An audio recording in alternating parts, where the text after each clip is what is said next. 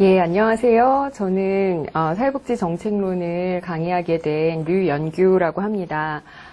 이렇게 인터넷 강의로 여러분들이 강의를 듣는 건 거의 처음일 것 같은데, 그냥 강의실에서 강의하는 것과 비슷하게 단지 여러분들과 소통을 조금 더 적극적으로 하기 위해서 제가 미리 강의를 녹화를 하고 그리고 좀 설명을 미리 한 다음에 여러분들이 그거를 미리 예습을 한다는 전제하에 이 플립드 러닝이라는 방법으로 이 과목을 시작하게 됐습니다. 그래서 뭐 자세한 얘기는 오리엔테이션 때 이미 했으니까 오늘은 이 강의 내용을 직접적으로 설명하는 거를 시작하도록 하겠습니다. 첫 번째는 사회복지 정책의 개념입니다. 이게 사회복지 정책론인데 이 사회복지 정책론이라는 것은 사회복지 정책에 대한 모든 것을 배우게 됩니다. 근데 모든 강의에서 그렇듯이 첫째 시간에는 개념을 배우게 돼요. 근데 그 개념이라는 것이 딱 정의를 내리기는 쉽지 않은 것들이 참 많습니다. 그 중에 대표적인 게 사회복지 정책입니다. 앞으로 배우게 되겠지만 너무 영역도 광범위하고 그리고 다루게 될 그 컨텐츠도 너무나 많아서 이거를 개념을 정의라고 하기에는 너무 힘든 부분이 있어요. 그래서 여기서는 크게 사회복지의 개념과 특징, 그리고 사회복지 정책의 기능, 그리고 사회복지 정책에서 중시하는 가치, 그리고 사회복지 정책 분야와 유형, 그리고 언제부터 사회복지 정책을 시작했는지라는 사회복지 정책의 기원에 대해서 배우게 됩니다. 이 사회복지 정책의 개념에서 우리가 공부해야 될 학습 목표는 여러분들 책 20페이지에 나와 있습니다. 이 20페이지에 보시면 첫 번째 학습 목표가 사회복지 정책의 개념과 특징을 이해하고 설명할 수 있다라는 것입니다. 그리고 두 번째는 사회복지 정책의 기능을 예를 들어 설명할 수 있다는 것입니다. 그러니까 기능에 대해서 이것이 무엇이다라고 정의 내리는 것뿐만이 아니라 사회복지 정책의 기능이 예를 들어 어떤 기능이 있는지까지 설명할 수 있도록 여러분들이 학습을 하셔야 된다는 것이고요. 그다음에 세 번째가 사회복지 정책에서 중시하는 가치가 무엇인지 열거하고 그리고 내가 가장 중요하게 생각하는 가치가 무엇인지 설득력 있게 설명할 수 있다가 학습 목표입니다. 그러니까 이렇게 하려면 내가 이 가치가 무엇인지를 명확히 알고 그리고 사회복지 정책을 어느 정도 이해를 해야 하고 그리고 내가 생각할 때 이 사회복지 정책이 어떤 가치를 지향해야 되는지를 판단할 수 있는, 생각할 수 있는 능력이 있어야 된다는 의미입니다. 그리고 여러분들이 생각하는 사회복지 정책이 있을 텐데 그것보다 훨씬 더 광범위한 분야와 그리고 사회복지 정책의 유형을 예를 들어서 설명할 수 있어야 되고요. 그 다음에 영국, 독일, 미국 그러니까 사회복지 정책이라는 게 우리나라에도 있지만 사실은 영국에서 가장 먼저 기원을 찾을 수 있거든요. 그래서 영국, 독일, 미국의 사회복지 정책의 기원에 대해서 그러니까 사회복지 정책의 현재가 아니라 옛날에 어떤 식으로 발달하게 되었는지를 설명할 수 있다는 게 이 1장의 학습 목표입니다. 자, 그러면 사회복지 정책의 개념부터 더 시작하도록 하겠습니다. 사회복지 정책이라는 것은 합성어입니다. 합성어라는 것은 두 단어가 합해서 한 단어가 됐다는 뜻이에요. 이건 너무나 쉽죠. 사회복지와 정책의 합성어입니다. 근데 우리가 사회복지는 여러분들이 2학년이기 때문에 사회복지 개론에서 사회복지가 뭔지도 배웠을 거예요. 그리고 사회복지 정책에 어떤 것들이 있는지도 배웠을 거예요. 근데 여기서는 조금 더 원론적으로 그 개념에 대해서 깊이 있게 정의를 내리고 넘어가고 싶습니다. 그래서 사회복지와 정책 모두 하나의 개념으로, 하나의 문장으로 정의 내리기 어려운 개념이에요. 근데 보통 사회복지 하면은 사회를 구성하는 구성원 개개인의 복지의 합을 말하는 사람들도 있고요. 아니면 개개인의 복지의 합을 단순히 더한 것보다 또 다른 차원의 개념이라고 말하는 사람들도 있어요. 그래서 여러분들이 책을 보시면 알겠지만 벤담이라는 사람이 바로 그 개개인의 사회복지를 합해서 사회복지라고 설명한 사람입니다.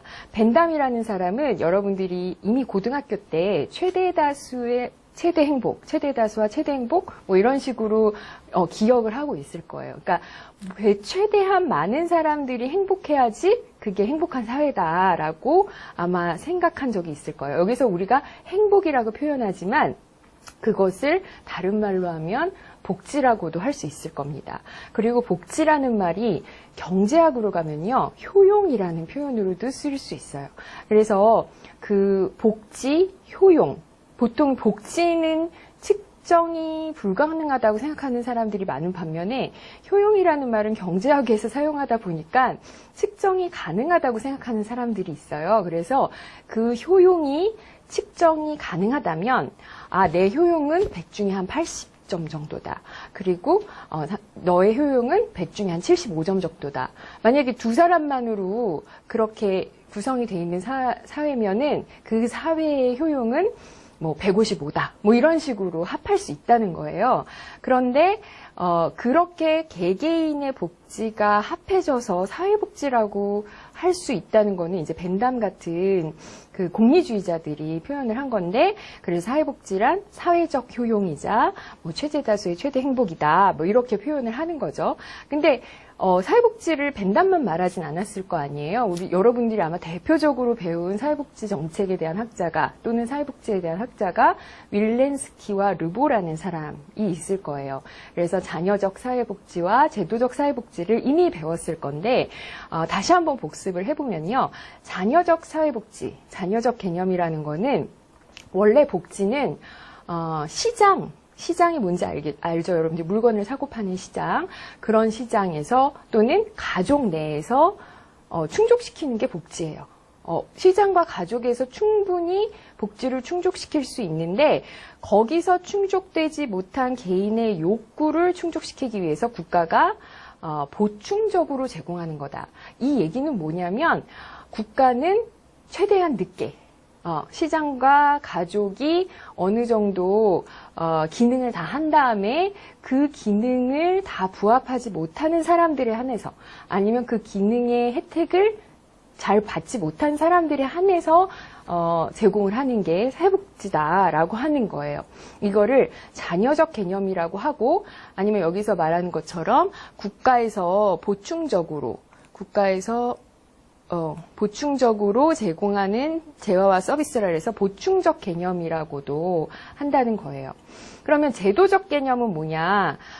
제도적 개념은 어디에서 하지 못한 거를 국가가 한다는 게 아니라 국가도 1차적으로 복지를 충족시키는 기능을 시장, 가족과 마찬가지로 대등한 제도적으로 대등하게 개입을 한다는 거예요. 그래서 사회 구성원들이 보편적으로 바람직한 생활 수준을 누릴 수 있도록 보장하는 사회의 기능을 제도적 사회복지, 제도적 개념이라고 하고요. 그래서 사회복지라는 것은 시장과 가족 같은 다른 사회 제도와 대등한 제도다라고 하는 게 제도적 복지라는 거예요. 그러면 사회복지는 벤담이 말한 것처럼 개개인의 행복의 합이다라고 표현할 수도 있지만 전혀 다른 개념으로 시장이나 가족이 채우지 못한 욕구를 국가가 보충적으로 제공하는 거다라고 하는 사람도 있고, 시장이나 가족이 하는 기능과 비슷하게 사회복지도 1차적으로 복지라는 기능을 하는 거다라는 거예요. 마치 동어 반복적이어서 이게 충분히 설명이 되지 않을 수도 있죠. 하지만 여러분들이 1학년 때 개론을 배웠다면 이거에 대해서 어느 정도 이해가 있을 거라고 생각을 해요. 하지만 이해하지 못했다고 해서 지금 이거를 모른다라고 하기에는 뒤에 또 설명하는 개념들이 있으니까 여러분들이 차차 이해하고 넘어가도 된다고 생각합니다. 그리고 이 수업 시간에 다 이해되지 못한 것들은 제가 오프라인 수업에서 다시 한번 질문을 하면 응답을 하는 식으로 다시 설명을 해드리겠습니다. 자, 그래서 그 외에 사회복지 정책의 개념에 대해서 여러 사람들이 얘기를 하는데, 여기 말하는 존스나 라스웰이나 이스턴이나 드로어나 이런 사람들은 사회복지 말고 정책에 대해서 어떤 거다라고 표현을 한 사람이에요. 그래서 정책이 뭐냐? 조직의 목표를 이루기 위해서 필요한 행동들에 관한 원칙, 지침 또는 일정한 계획이다. 문제 해결이나 변화 유도를 위한 활동이다. 그다음에 희소한 사회 가치를 권위적으로 배분을 하는 것이다. 정부 기관에 의해서 결정된 미래의 행동 지침이다. 이런 식으로 정책에 대해서, 이거는 사회복지학자들이 아니라 정책학자들, 행정학자들이 정책에 대해서 내려놓은 개념입니다. 그래서 이런 것들을 아까 말했던 사회복지 그리고 여기서 말하는 정책들을 합해서 종합을 하면 사회 구성원 전체의 욕구를 충족시켜 주거나 아니면 바람직한 생활 수준을 이루기 위해서 정부를 비롯한 관련된 조직의 행동 지침, 활동 원칙이다라는 거예요. 여기서 행동 지침, 활동 원칙 이런 것들은 아까 여러 학자들이 말했던 정책이라는 거에 대한 얘기고요. 그다음에 앞에 사회 구성원 전체의 욕구 충족 또는 사회 구성원의 바람직한 생활 수준을 이루기 위하여, 이것들은 사회복지에 대한 설명이겠죠. 그래서 이렇게 단어를 이제 설명을 해서 합성어로 설명을 하면 사회복지 정책이 이런 거다라고 한다는 거예요. 그래서 여전히 사회복지 정책이 어떤 것인지 감이 안 잡히잖아요. 그래서 그럼 영국에서는 뭐라 그랬고, 그다음에 독일에서는 뭐라 그랬고, 미국에서는 뭐라 그랬는지 책에 설명을 하고 있어요. 여러분들 책에 21페이지부터 23페이지까지가 바로 그런 설명이에요. 근데 뭐 이런 것들을 읽어봐도 어떤 학자가 뭐라 그랬고, 어떤 학자가 뭐라 그랬고, 이런 것들은 우리가 꼭 외우거나 염두에 두어야 될 필요는 없어요. 한번 참고하라고 여기서 제시를 한 것인데, 여기서 특징적으로 알아둘 것은 영국에서는 사회복지 정책이라는 용어보다는 사회정책이라는 용어를 사용을 한다는 거예요. 그런데 영국뿐만이 아니라 독일에서도 사회복지 정책이라는 용어보다는 사회정책이라는 용어를 사용한다는 거예요. 게다가 슈몰로라는 사람은 사회개량이라는 용어도 사용을 한다 그래요. 그리고 여기에 보면은 분배 과정의 여러 가지 폐해를 입법 및 행정수단으로 극복하려는 국가 정책이다. 뭐 이런 식으로 정의를 내리기도 해요.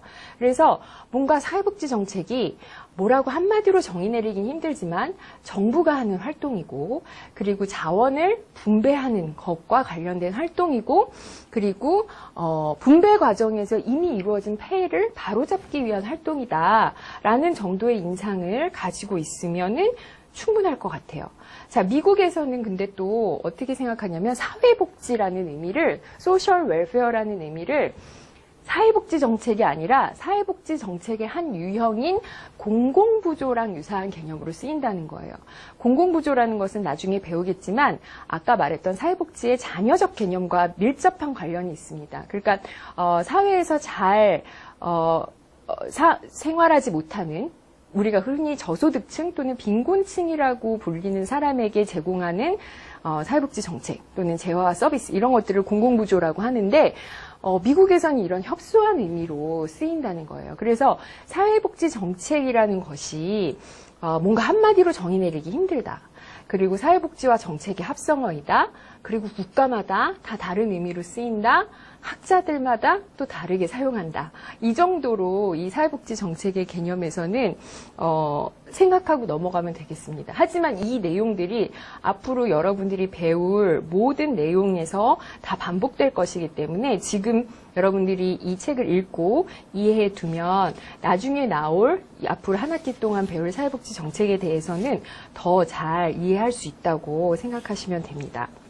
자, 그래서 지금까지는 사회복지 정책의 개념에 대해서 뭔가 한마디로 정의 내리기 힘들고 여러 학자들이 말한 것들을 좀 다시 한번 살펴봤고, 그리고 뭐와 뭐의 합성어고 또 주로 정부의 활동이고 뭐 그런 식으로 특징적인 거를 설명을 드렸는데, 국가마다 다르고 이런 것들을 설명을 드렸는데 조금 더 특징을 다시 한번 정리를 해보고 싶어요.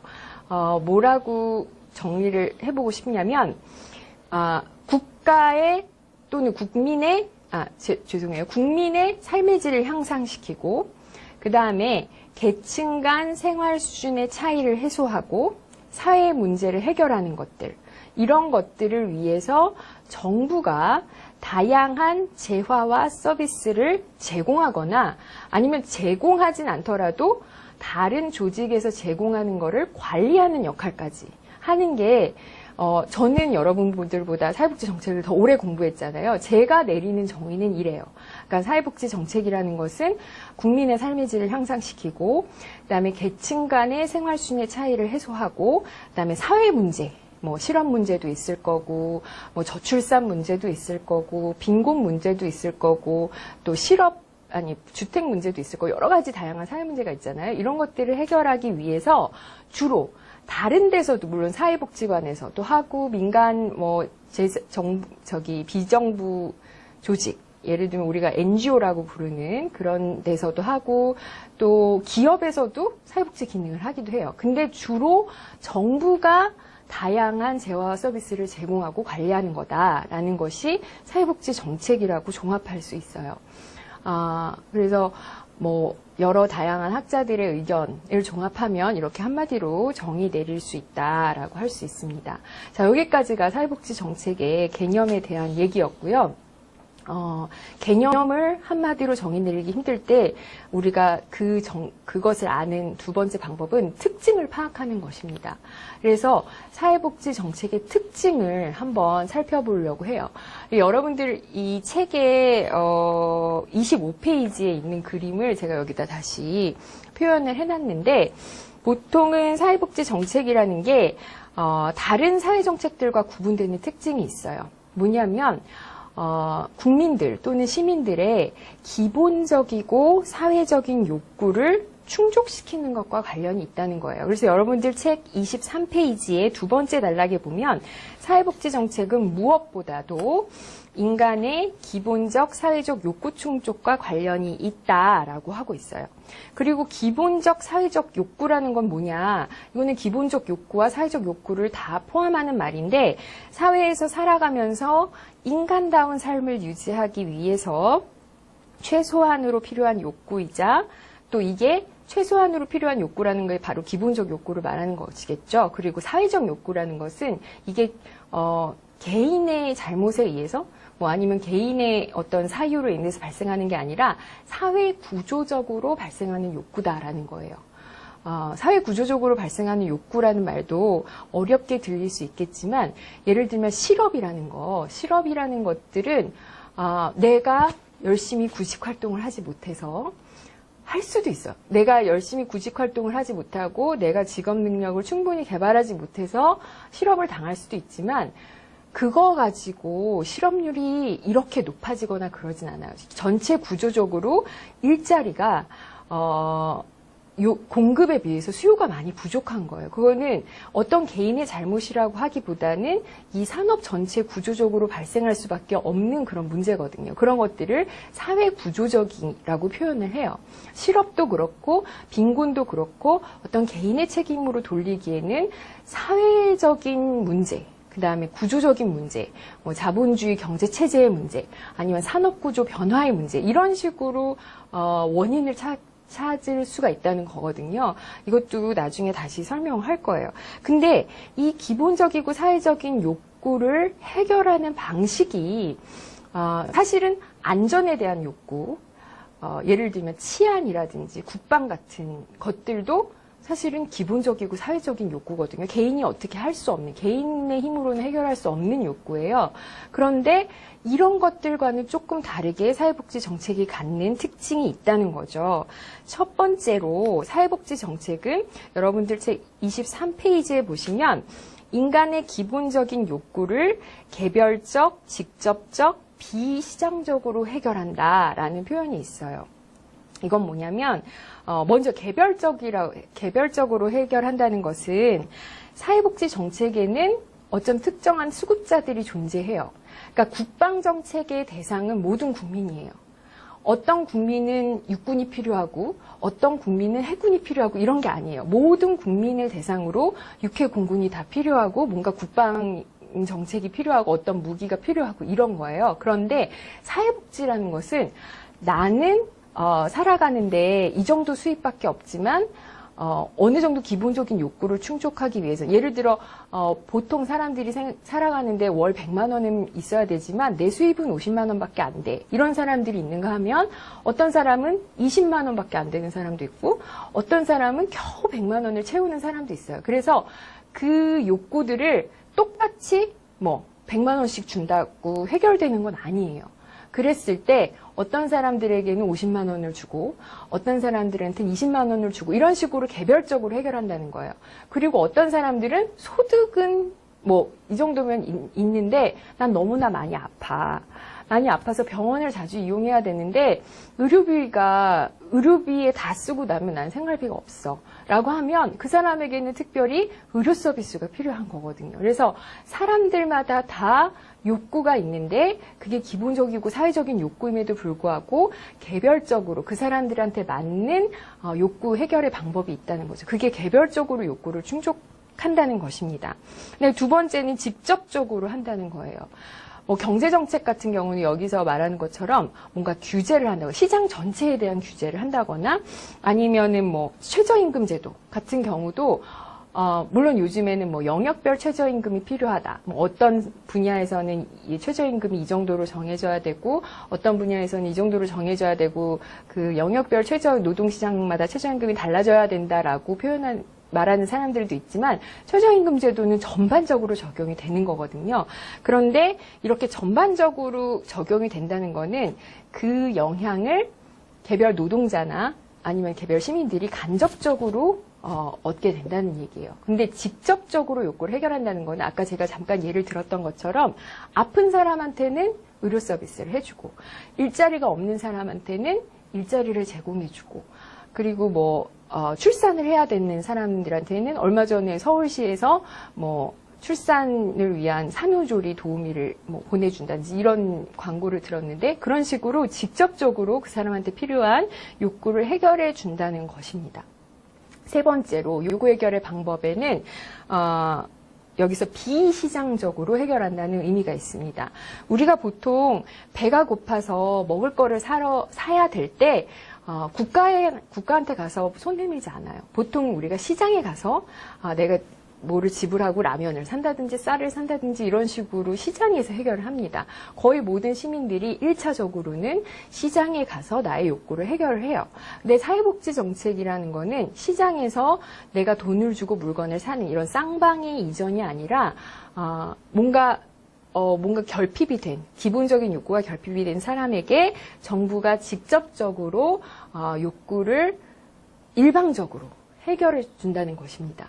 그래서 거기에 대해서 반대급부를 주지 않아도 반대급부라는 거는 거기에 대한 대가를 지불하지 않아도 그 욕구를 얻을 수 있게끔 해야 되는 게 비시장적인 욕구 해결이에요. 이거를 일방적 이전이라고도 표현을 하죠. 그러니까 쌍방적 이전이라는 거는 시장에 가서 내가 물건을 물물 교환이 아니죠. 이제 물건을 사면 돈을 내고 막 이런 쌍방의 교환이 이루어진다면 비시장적 이전이라는 거는 일방적인 이전이라는 것입니다. 그래서 사회복지 정책의 특징은 욕구를, 기본적 사회적 욕구를 해결할 때 이렇게 개별적, 직접적, 비시장적으로 욕구를 해결한다는 것이 특징입니다. 그다음에 네 번째 특징이 뭐냐면 여러분들 책 24페이지 중간쯤에 보시면 사회복지 정책은 정책 형성 또는 집행 과정에서 정책의 대상이나 클라이언트의 참여를 필요로 하는 정책이다라는 거예요. 정책을 만들 때 무슨 엘리트들이 만들거나 국회의원들만 만들거나 이렇게 하는 게 아니라 국회의원들도 그 정책을 만드는 과정에서 시민들의 의견을 들어야 되거든요. 특히 사회복지 정책은 그 사회복지 정책의 대상이 되는 사람들의 의견을 들어야 돼요. 그래서 우리가 나중에 배우게 되겠지만 예를 들면 국민연금 제도를 개선을 한다. 라고 할 때 그 국민연금 제도를 개선하기 위한 무슨 운영위원회 같은 것들이 있거든요. 거기에는 전문가들만 포함되는 것이 아니라 교수나 정치가들 이런 사람들만 포함이 되는 것이 아니라 그것과 직접적인 관련이 있는 노동자들도 포함이 되고 또 그 보험료를 같이 내야 하는 사측 그러니까 경영자도 그 정책을 결정할 때 포함이 되는 거예요. 그리고 뭐 단순히 사회복지기관도 마찬가지예요. 사회복지기관도 뭔가 정책을 만들거나 아니면 사회복지기관의 어떤 프로그램을 만들려고 할 때 그 클라이언트의 의사를 충분히 존중을 해야 되는 거죠. 그래서 사회복지관 운영위원회나 이런데 꼭 클라이언트 대표가 들어갑니다. 그래서 정책의 대상이 되는 국민이나 또는 클라이언트의 참여를 필요로 하는 정책이에요. 그래서 거기에 나오는 것처럼 일반 시민이 될 수도 있고 저소득층이 될 수도 있고 노동자가 될 수도 있고 지역 주민이 될 수도 있는데 그런 사람들이 정책 과정에 참여를 해야 합니다. 그 다음에 5번째 특징은 뭐냐면 여기 나와 있는 것처럼 개량화나 내용 포착이 어렵다는 겁니다. 개량화라는 건 뭐죠? 이거를 양화시킨다는 거죠. 그러니까 뭐 우리가 물건을 사면 그거를 몇 킬로를 샀다. 아니면 몇 개를 샀다. 이렇게 수량화할 수 있는 것들을 개량화라고 하거든요. 근데 사회복지 정책에는 물론 소득을 보충해 주는 거는 뭐 3만 원을 줬다. 10만 원을 줬다. 이렇게 수량화할 수 있는 것도 있지만 이 정책의 효과가 예를 들면 여기 나오는 것처럼 역량 강화 프로그램이다. 라고 할 때 그 역량이 어느 정도 증진됐는지는 물론 요즘에는 무슨 척도 같은 것들이 있어서 그런 거를 개량화하도록 노력은 하지만 역량이 어느 정도 증진됐다, 뭐 치매 예방을 한다 그랬을 때 치매가 어느 정도 예방이 됐다 이런 것들이 곧바로 수치로 나타내기가 힘든 정책이라는 거예요. 그래서 그런 것들이 개량화하거나 뭐 숫자로 표현하기 힘든 그것들을 이제 내용 포착이 어렵다는 표현을 쓰는데 그런 정책들이 많이 있다는 것입니다. 그 다음에 6번째 특징이 뭐냐면 이익 집단의 힘이 약하다는 거예요. 이게 어떻게 보면 아까 얘기했던 클라이언트의 참여를 필요로 한다는 것과는 조금 상충되는 것처럼 보일 수 있지만 우리가 흔히 이익 집단이라고 하면요. 뭔가 권력이 있는 이익 집단을 표현을 하거든요. 예를 들면 의사협회라든지 변호사협회라든지 이런 이익 집단들이 있어요.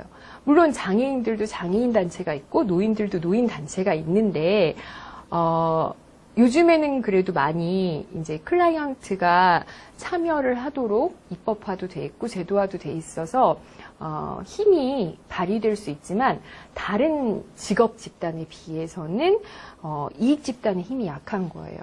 그러니까 사회복지 정책의 대상이 되는 사람들이 흔히 우리가 아는 권력을 가진 자들이 아니고 뭐 권력이라고 하면 정치적 권력도 말할 수 있고 경제적 권력도 말할 수 있거든요. 그렇기 때문에 흔히 말하는 권력을 가진 집단들이 아니기 때문에 뭔가 영향력을 발휘하기 어려운 경우가 많이 있어요.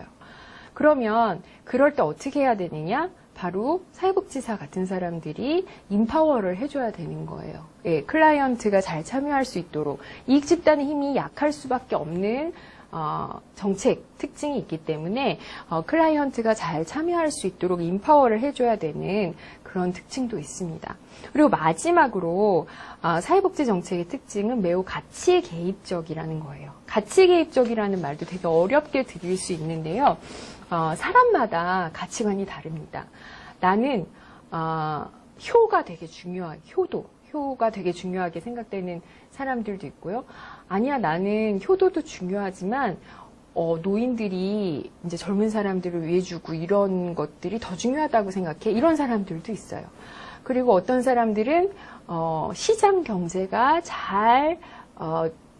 잘 기능을 해야 된다. 그러니까 시장 위주로 경제가 잘 돌아가야 된다고 생각하는 사람들도 있지만 어떤 사람들은 시장을 되도록이면 규제를 많이 해서 이 시장이 돌아갈 때 그냥 내버려 두는 게 아니라 뭔가 규제를 많이 해야 될 필요가 있다는 사람도 있어요. 이거는 이제 보는 관점에 따라서 다 다를 수 있는데 그런 식으로 사회복지 정책도 물론 합리적이고 효율적이고 효과적이고 이런 것도 되게 중요하지만 합리적이다, 효율적이다, 효과적이다라는 것도 보는 사람의 가치관에 따라 다를 수 있거든요.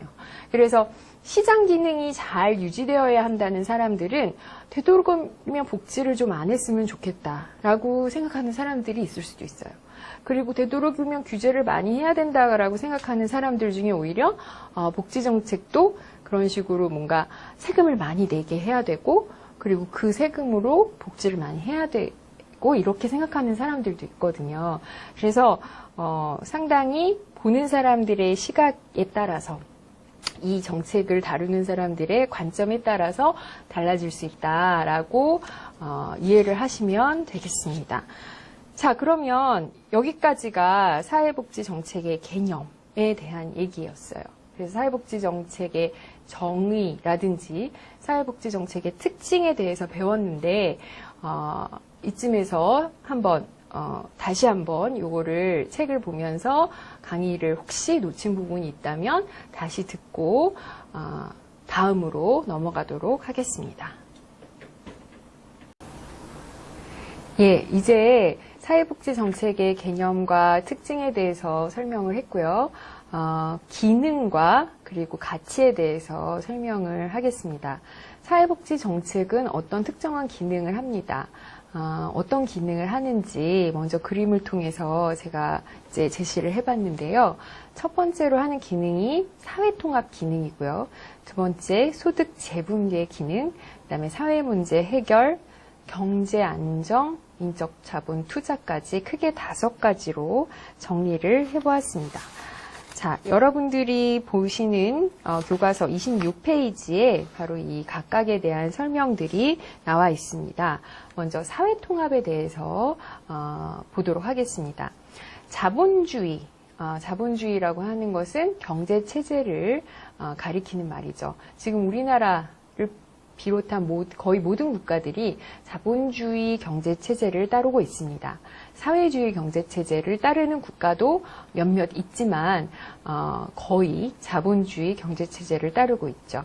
그럼 자본주의 경제체제에서 어쩔 수 없이 발생할 수 있는 것이 바로 불평등이라는 문제입니다. 그런 불평등의 문제를 해소하는 것이 사회복지 정책에서는 매우 중요한, 그리고 사회복지 정책뿐만 아니라 사회 전반적으로 이 불평등 해소는 매우 중요한 기능입니다. 근데 이런 기능을 하는 것이 주로 이제 사회복지 정책이라는 것이죠. 사회복지 정책의 개입이 없이는 시장을 통한 우리가 1차적으로는 시장에서 자원이 배분이 되는데, 여기서 말하는 시장은 물건을 사고 파는 시장도 있지만 노동을 사고 파는 시장, 흔히 말하는 노동시장이라는 것도 있습니다. 그래서 모든 종류의 시장을 통해서 1차적으로 자원이 분배되는 것은 그것만으로는 이제 격차가 심화가 된다는 거죠. 아마 여러분들이 부익부 빈익빈이라는 말을 많이 들어봤을 것입니다. 그래서 자본시장에서도 일단 투자금이 커야지 이익을 볼 때 크게 볼 수 있는 거죠. 근데 투자금이 작으면 이윤을 얻어도 조금밖에 얻을 수 없는 거거든요. 그리고 아예 투자를 못하는 사람들도 있고요. 그랬을 때 그 결과는 부익부 빈익빈이 될 수밖에 없고요. 그래서 그런 부익부 빈익빈 현상이 지속적으로 발생을 하면 궁극적으로 사회가 분열이 됩니다. 여러분들 안 그렇겠어요? 나는 이렇게 열심히 일해서 돈을 버는데도 일정 소득 이상을 절대 벌 수 없는데, 우리 저쪽에 사는 어떤 사람들은 특별히 열심히 일하지도 않는데 부모한테 재산 물려받아가지고 건물주를 하면서 그냥 놀고 먹어도 월세가 나와서 생활이 되고, 이렇게 되면 열심히 일하는 사람들 입장에서는 되게 열패감을 느끼고 일하기 싫고, 또 일하지 않고 불로소득을 얻는 사람들이 되게 미워지고 그런 것들 아니겠어요? 그런 것들이 바로 사회를 분열시키고 갈등을 조장시키죠. 그럼 그것들을 그냥 내버려 둬야 되느냐? 그게 아닌 거죠. 사회가 건강하게 기능을 하려면 사회가 분열되고 갈등하고 이렇게 되면 사회가 제 기능을 발휘하지 못합니다. 그러면 여기서 갈등이라는 거는 제가 드린 말씀은 주로 이제 자본가와 노동자 간의 갈등, 이거를 계급 갈등이라고도 하는데, 이게 꼭 자본가와 노동자가 아니더라도 노동자 간에도 그 대기업의 이사로 있는 사람들도 사실은 자본가라기보다는 되게 많은 월급을 받고 일하는 노동자거든요. 대기업에서 일하는 사람과 중소기업에서 일하는 사람들 간에. 그래서 단지 자본가 노동자 간의 계급 갈등만이 아니라 고소득층, 중산층, 또 저소득층 간의 갈등도 이거를 계층 간 갈등이라고 할 수 있는데 이 계층 간 갈등도 있고요. 요즘에는 또 세대 간 갈등도 심하죠. 보통 우리가 태극기 집회를 한다, 촛불 집회를 한다라고 할 때 꼭 그런 건 아니지만 태극기 집회에 나가시는 분들은 노인분들이 많고 또 촛불 집회에 나가는 사람들은 주로 이제 노인도 있지만 어린 자녀를 데리고 나가는 사람들도 많거든요. 이때 우리가 세대 갈등을 많이 볼 수 있죠.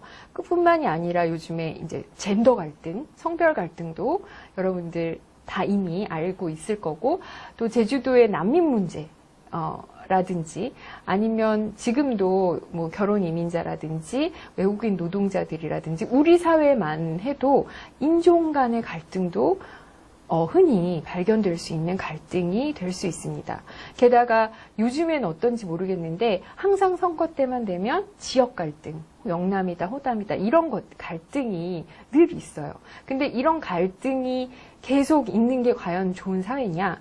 아니죠. 그럼 이것들을 어떻게 해야 되느냐? 통합해야 되는 거죠. 그래서 사회복지 정책이 주로 이런 기능을 한다는 거예요. 그래서 공적연금 같은 경우는 세대 간의 재분배, 노인들이 소득을 얻기 위해서 젊은이들이 열심히 벌어서 이제 연금 보험료를 내고, 물론 우리나라는 아직까지 이런 구조는 아니지만, 그리고 의료보험도 그렇고요. 그리고 실업급여도 그렇고, 노동시장 정책, 일가족 양립 정책, 다문화 정책, 이런 것들이 다 우리가 흔히 아는 사회복지 정책이잖아요. 이런 것들이 어떻게 보면 다 사회통합 기능을 하는 거예요. 그래서 계층 간, 집단 간 격차를 완화시키고 사회통합과 연대감을 증대시키는 것이 사회복지 정책의 1차적인 기능입니다. 되게 중요한 기능이에요. 그래서 갈등과 대립에 수반되는 사회 혼란을 사전에 방지함으로써 사회 분열을 사전에 예방하는 것이 바로 사회 통합 기능입니다. 두 번째는 소득 재분배 기능입니다. 소득 재분배, 여기서 재자는 다시 재자예요. 소득 분배와 소득 재분배는 분명히 다릅니다. 시장을 통해서 우리가 1차적으로 자원을 배분을 하거든요. 우리가 아까도 얘기했지만, 앞에서도 얘기했지만, 우리가 뭔가 물건을 사러 갈 때 시장을 가요. 네, 시장을 가서 일단은 내가 필요한 물건을 가져와요. 우리가 소득이 필요할 때 1차적으로 노동시장에 가요. 노동시장에 가서 내가 노동을 팔고 그 대가로 임금을 얻어옵니다. 그것이 바로 1차적인 분배예요. 그거를 소득 분배라고 하거든요. 근데 그렇게 1차적으로 분배된 상태를 더 이상의 개입 없이 가져가면 아까 조금 전에 얘기했던 부익부 빈익빈 현상이 분명히 있을 수 있습니다. 왜냐하면 어떤 사람들은 좋은 회사에 월급 많이 주는 회사에 다녀서 항상 월급을 많이 받아오고, 어떤 사람들은 항상 최저임금 정도의 임금을 얻는 일자리밖에 없고, 이렇게 되면 이 사람들이 시장에 가서 그냥 벌어오는 돈으로만 생활을 한다고 할 때 어떤 사람들은 계속해서 가난할 것이고 어떤 사람은 계속해서 부자로 살 것입니다. 그래서 분배 정책이라는 거는 1차적으로 능력의 원칙을 토대로 해서 사회의 부가가치를 분배를 하는데, 2차적으로는 이렇게 1차적으로 분배된 자원을 사회적 약자 보호의 차원에서 필요의 원칙, 능력의 원칙이 아니라 필요의 원칙에 입각해서 다시 재분배를 할 필요가 있는 거죠. 이거를 조금 어려운 말로 이제 정의를 내리면 이렇습니다. 그래서 대표적인 소득 재분배 기능을 하는 사회복지 정책 중에 공공부조 제도라는 게 있습니다. 공공부조 제도는 소득이 적은 사람들한테 일방적으로, 이 사람들이 어떤 대가를 지불할 필요 없이 소득이 적다고 판명이 되면 이 사람들에게 소득을 보충을 해줌으로써 1차적인 분배 결과의 불평등을 완화시키는 것이 이 바로 공공부조 제도입니다. 그리고 사회보험제도. 사회보험제도라는 것은 어떤 급여를 받기 위해서 미리 내가 일하는 기간 동안 아니면 소득을 버는 기간 동안 보험료를 내고 그 보험료가 적립된 기금에서 다시 급여를 받는 그런 제도거든요. 그런데 그 사회보험제도 가운데 국민연금, 국민연금이라는 게 있습니다. 국민연금 요즘에 막 화제가 됐던 제도이기도 한데 그 국민연금의 급여에는 소득 재분배 기능이 있습니다. 이거는 나중에 제가 다시 한번 설명을 하도록 하겠습니다. 그 다음에 조세 정책을 통해서도 소득 재분배 기능을 할 수 있습니다. 어떻게 하냐면 누진세율이라는 거를 적용을 합니다. 보통 누진세율이라고 하면 저소득층에게는 세율을 낮게 가져가고 고소득층에게는 세율을 높게 가져간다는 것입니다. 예를 들어 100만 원을 버는 사람에게 9만 원을 가져간다면 1000만 원을 버는 사람에게는 900만 원을 1000만 원을 버는 사람의 90만 원을 가져가는 게 아니라 한 360만 원을 세금으로 내게 하는 거예요. 그게 바로 누진세율입니다. 이 사람한테는 9%를 적용하고 저소득층에게는, 그다음에 고소득층에게는 한 36% 적용하는 게 바로 세율을 고소득층일수록 세율을 더 세게 매기는 거를 누진세율이라고 하거든요. 그러면 가난한 사람들한테 자원을 다시 재분배를 함으로써도 소득 재분배 기능을 하지만 부자들에게 세금을 많이 가져감으로써도 부자들의 소득을 어느 정도 완화시키는 기능을 해서 소득 재분배 기능을 하기도 합니다. 그래서 사회복지 정책에 조세 정책을 포함시키기도 하는 이유가 바로 이런 것들도 있습니다. 그래서 사회복지 정책의 주요한 기능 중에 소득 재분배 기능이 있어요. 이렇게 고소득층과 저소득층 간의 재분배를 수직적 재분배라고 하고요. 아니면 계층을 보통 우리가 고소득층, 저소득층 이렇게 하니까 그거를 고소득층에게서 저소득층에게로 수직적으로 재분배를 한다고 하는 거죠. 근데 수평적 재분배라는 것은 욕구가 없는 사람에게 욕구가 없는 사람이 욕구가 있는 사람에게 재분배를 하는 것입니다. 예를 들어 아프지 않은 사람이 아픈 사람에게 자원을 나눠준다. 아니면 아동이 없는 사람이 아동이 있어서 더 아동에 대한 교육비용도 많이 들고 그런 사람한테 재분배를 한다. 그래서 보통은 욕구가 있는 사람에게 욕구가 없는 사람이 재분배한다라는 거를 수평적 재분배라고 해요. 근데 그게 이렇게 가시적으로 보이진 않아요. 결과적으로 봤을 때 아프지 않은 사람들은 별로 병원 갈 필요가 없으니까 의료보험 혜택을 받지 못하고 아픈 사람들은 병원을 많이 가니까 의료보험 혜택을 많이 받는 거. 이런 것도 우리가 결과적으로 볼 때는 수평적 재분배라고 할 수 있습니다. 여기서 이제 세대 간 재분배를 따로 구분하기도 해요. 노인 세대에게 젊은 세대가 재분배를 한다든지 이런 것도 세대 간 재분배인데 크게 보면 수평적 재분배인데 세대 간 재분배를 따로 구분하기도 합니다. 그다음에 세 번째 사회복지 정책 기능은 사회 문제를 해결하는 기능입니다. 사회 문제라고 하면 여러분들 흔히 사회 문제 이렇게 많이 얘기를 하죠. 그래서 뭐 청년 실업 문제다, 뭐 저출산 문제다. 우리가 흔히 딱 집어서 말하는 그것들이 거의 사회 문제입니다. 뭐 난민 문제다. 이런 것도 사회 문제예요. 그래서 개인의 문제와는 달리 사회 구성원들이 바람직하지 않다고 규정하고 그리고 해결을 하려고 할 때도 개인이 어떻게 해결하려고 하는 게 아니라 사회 구성원 모두가 협력해서 해결해야 되는 그런 문제들을 사회 문제라고 합니다. 이런 사회 문제를 해결하려고 할 때는 어떤 한 사람이 막 노력해서 어떤 한 단체가 막 노력해서 할 수가 없어요. 이거는 사회복지 정책 같은 정책을 통해서 구조적으로 해결을 하려고 해야 합니다. 그래서 사회 구성원 모두가 사회 문제를 해결하기 위해서는 정부 또는 사회 공동체의 체계적 개입이 필요하고 이것이 바로 이제 사회복지 정책이라는 거죠. 근데 이 사회 문제라는 것은 시대에 따라서도 그리고 국가에 따라서도 그리고 어떤 맥락에 따라서도 그 규정이 너무 많이 달라져요. 그래서 우리가 지금 생각하는 사회 문제가 300년 전에는 사회 문제가 아니었을 수도 있고요. 우리가 지금 생각하는 사회 문제가 아프리카 되게 오지에서는 사회 문제가 아니라고 생각할 수도 있는 거죠.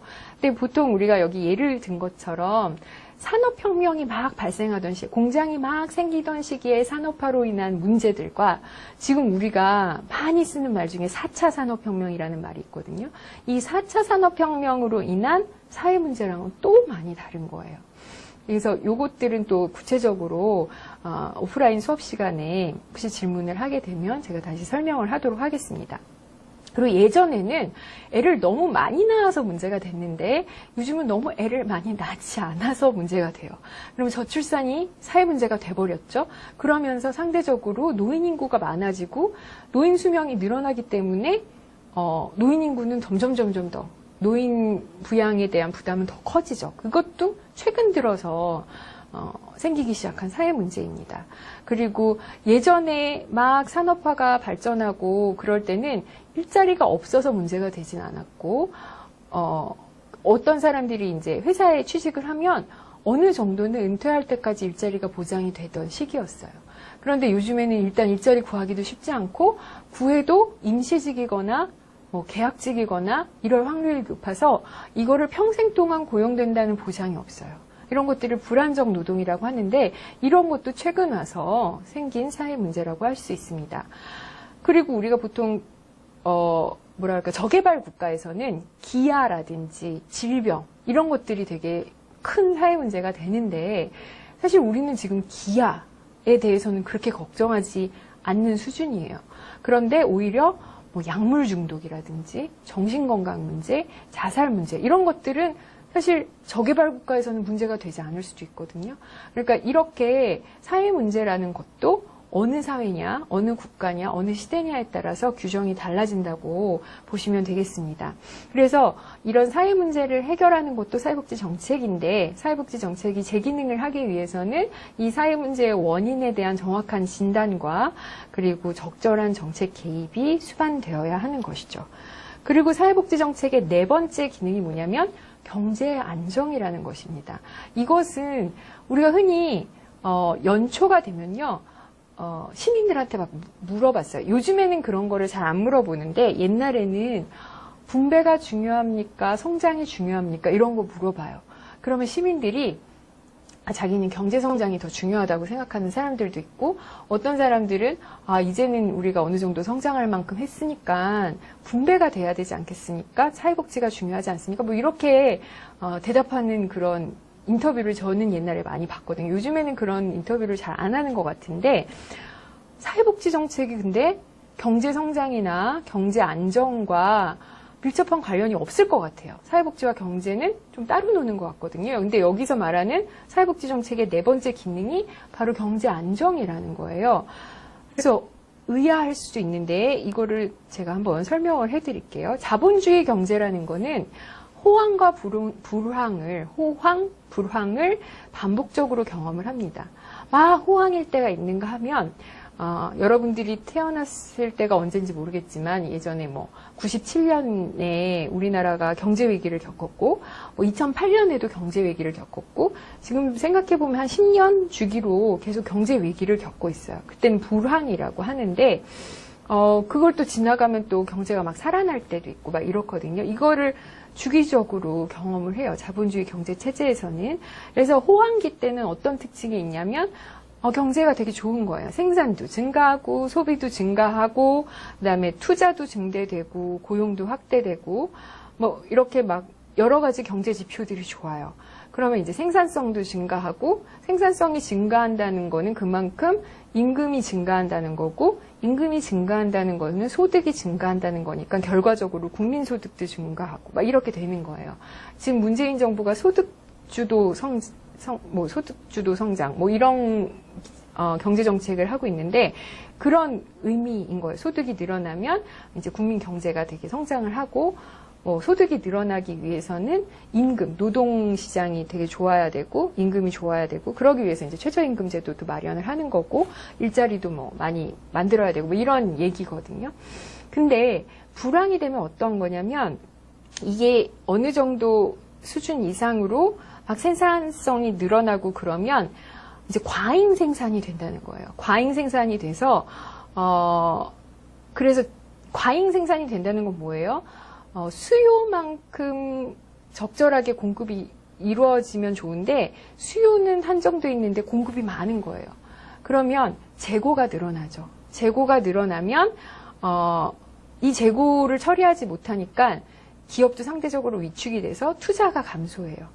투자를 감소한다는 것은 기업 같은 경우에 기업에 다시 재투자하거나 뭐 이런 것도 감소가 되지만 일자리를 줄이는 쪽으로, 그러니까 노동 비용을 감소시키는 쪽으로 또 노동 비용을 아낄 수가 있어요. 그럴 때 고용도 위축되고 일자리가 줄어들면 당연히 실업률이 증가하고, 실업률이 증가한다는 것은 사람들이 임금을 얻을 데가 없으니까 당연히 국민소득이 감소하고, 소득이 감소하면 당연히 소비가 감소하고, 소비가 감소하면 기업도 물건을 팔 수가 없으니까 기업도 망하고, 뭐 이런 식으로 불황과 호황이 자본주의 경제체제에서는 주기적으로 반복이 됩니다. 그러면 정부는 호황기에는 정부 지출을 되도록이면, 왜냐면 시중에 막 돈이 많이 도니까 정부 지출을 감소시켜서 되도록이면 정부가 이제 지출을 안 하려고 하고, 또 불황기에는 오히려 정부가 재정 지출을 늘려서 안 그래도 사람들이 돈이 없으니까 사람들한테 뭐 급여를 통해서나 뭐 일자리를 통해서나 막 정부가 재정 지출을 늘려서 이 다운된 경기를 회복시키려고 노력을 한다는 거예요. 그때 사회복지 정책이 어떤 정책들은 이런 경제 안정 기능을 한다는 거죠. 불경기 때는 사람들이 일자리도 없고 소득도 줄어들고 그러니까 실업급여나 생계급여 같은 거를 통해서, 이거는 정부가 이제 재정 지출을 하는 거죠. 그래서 실업된 사람들한테 실업급여를 주거나 소득이 줄어든 사람에게 소득을 보충하기 위해서 생계급여를 주거나 해서 재정 지출을 증가시키죠. 그럼 그 사람들은 정부한테 받은 돈으로 이제 소비를 하게 되고, 그런 식으로 위축된 경기를 회복시키려고 노력을 하게 되는 거예요. 그거를 우리가 보통은 내 시중에 돈이 생겼다라는 거를 구매력이 생겼다고 해요. 물건을 할 수 있는 능력이 생겼다고 하는데, 그렇게 해서 소비가 증가하면 또 생산도 증가하고 뭐 이런 식으로 이제 경제를 안정시키고 활성화시키는 기능을 사회복지 정책도 할 수 있다는 거죠. 그래서 사회복지 정책의 기능 중에 이런 경제 안정 기능이 있습니다. 5번째 기능이 뭐냐면 인적자본에 투자를 한다는 거예요. 인적자본이라는 말을 보통 우리가 투자를 한다 그러면 자본에 투자를 하는 거거든요. 뭐 주식 투자를 한다, 부동산 투자를 한다. 주식, 부동산 다 자본 투자입니다. 근데 인적자본이라는 것은 인자가 사람 인자거든요. 그러니까 사람들이 자본이 될 수 있다는 거예요. 이상하죠. 사람은 노동인데 자본이 아닌데. 그래서 인적 자본에 투자를 한다는 거는 이 사람이 생산성을 높일 수 있게 교육을 시키고 훈련을 시킨다는 거를 인적 자본에 투자를 한다는 거예요. 그러니까 사람이라고 해서 이 사람들한테 교육을 시키고 훈련시키는 걸 우리가 투자라는 개념으로 받아들이지 못했었거든요. 근데 이거를 투자라는 개념으로 이제 바꿔서 말하는 사람들이 있어요. 그런 사람들이 이제 경제학자들인데, 그래서 사람은 노동인 줄만 알았는데 사람에게도 투자를 할 수 있구나라고 발상의 전환을 하게 만든 그런 학자들이 있습니다. 그래서 사회복지 정책이 경제 안정 기능도 하지만 경제 성장의 기능도 한다는 거예요. 그게 무슨 말이냐면 인적 자본에 투자를 해서 그 인적 자본이 생산성을 증가시킨다. 생산성이 증가된다는 거는 이 노동자의 능력이 늘어난다는 거를 의미해요. 그래서 노동자의 능력이 늘어나려면 어떻게 해야 되겠어요? 교육시키고 훈련시키는 게 바로 그런 거죠. 그래서 사회복지 정책은 보통 경제성장과 서로 상충되는 관계라고 생각하는 사람들이 있었어요. 네, 왜냐하면 사회복지 정책은 1차적으로 시장을 통한 분배를 다시금 재분배를 하는 거니까 경제와는 좀 따로 노는 거라고 생각하는 사람들이 있었는데, 이거는 되게 단기적인 관점이고요. 장기적으로 봤을 때는 인간다운 삶을 보장하고 최소한의 생활 수준 또는 생활 능력을 지켜준다는 것은 어떤 면에서는 노동력을 유지시키고 지속적으로 경제활동에 참여할 수 있도록 노동력을 재생산하는 기능을 한다는 거예요. 이게 바로 경제 성장에 도움을 주고 인적자본에 투자를 함으로써, 그래서 교육과 훈련을 통해서 인적자본을 향상시키고 생산성을 증대시켜서 궁극적으로는 경제성장에 기여를 하는 게 사회복지 정책의 또 다른 기능이다 라고 하는 거죠. 대표적인 사회복지 정책이 직업훈련 프로그램이라든지 아니면 아동 발달을 지원하는 프로그램, 뭐 가난한 저소득층 아동에게 뭐 학습지를 나눠줘서 이제 미리 인지 발달을 시킨다든지 뭔가 교육을 시킨다든지 뭐 이런 것도 될 수 있고요. 아니면 그 건강도 인적 자본에 해당이 되거든요. 아픈 사람들은 생산성이 낮잖아요. 그래서 건강 지원을 해주는 것도 인적 자본에 투자를 하는 것입니다. 그래서 그것들이 바로 사회복지 정책의 또 다른 기능이라고 할 수 있어요. 이거를 인적 자본 투자라고 합니다. 자, 여기까지 우리가 사회 통합, 소득 재분배, 그리고 사회 문제 해결, 경제 안정, 그리고 인적 자본 투자에 대해서 배웠어요. 그래서 잠시 쉬었다가 이어서 사회복지 정책의 가치에 대해서 설명을 하도록 하겠습니다. 예, 이제 3절로 넘어가서 사회복지 정책의 가치에 대해서 배우겠습니다. 사회복지 정책의 가치는 여러분들 책 30페이지에 있습니다. 여기에 제가 사회복지 정책의 가치 한 5가지에 대해서 설명을 할 건데 그 전에 제가 그 책에 적어 놓은 게 있어요. 그거를 잠깐 제가 읽어보겠습니다. 사회복지 정책은 가치 중립적이지 않다. 사회복지 정책은 특정한 가치를 추구하고 사회복지 정책을 통해 그러한 가치가 실현되는 것을 추구한다. 사회복지 정책이 추구하는 가치가 어느 한 가지로 정해진다면 사회복지 정책과 관련된 정책 결정이나 시행이 그리 어렵지 않을 것이다. 사회복지 정책은 그러나 다양한 가치를 추구하고 또한 그 다양한 가치를 구현해내야 한다. 자, 이게 바로 사회복지 정책이 되게 어려운 이유 중에 하나입니다. 사회복지 정책이 어느 한 가지 가치만을 추구해야 한다면 그거는 그렇게 어렵지 않고 그 가치만을 중시해서 정책 결정을 하고 내용을 결정하면 될 거예요. 근데 우리가 여기 교과서에서는 5가지 정도의 가치를 제시하고 있지만 그 5가지 안에서도 되게 다양한 가치가 있거든요.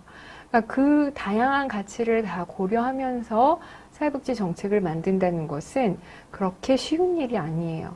그래서 일단은 사회복지 정책에서 중요하게 생각하는 가치가 무엇인지를 여러분들한테 보여드리고 그 중에 여러분들은 어떤 입장인지 한번 생각해 보는 시간을 가졌으면 좋겠습니다.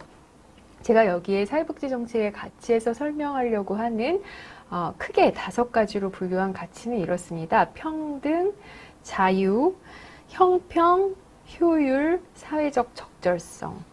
물론 이거 외에도 다른 가치를 설명하는 교과서들도 많이 있습니다. 그런데 저는 이렇게 5가지가 사회복지 정책에서 추구하는 큰 가치라고 생각을 해요. 근데 평등 안에서도 무엇을 평등하게 하느냐에 따라서 또 가치가 달라지는 경우가 있습니다. 먼저 평등이 무엇인지, 여기서 사회복지 정책에서 말하는 평등이란 가치는 어떻게 설명될 수 있는지를 먼저 설명해 보도록 하겠습니다.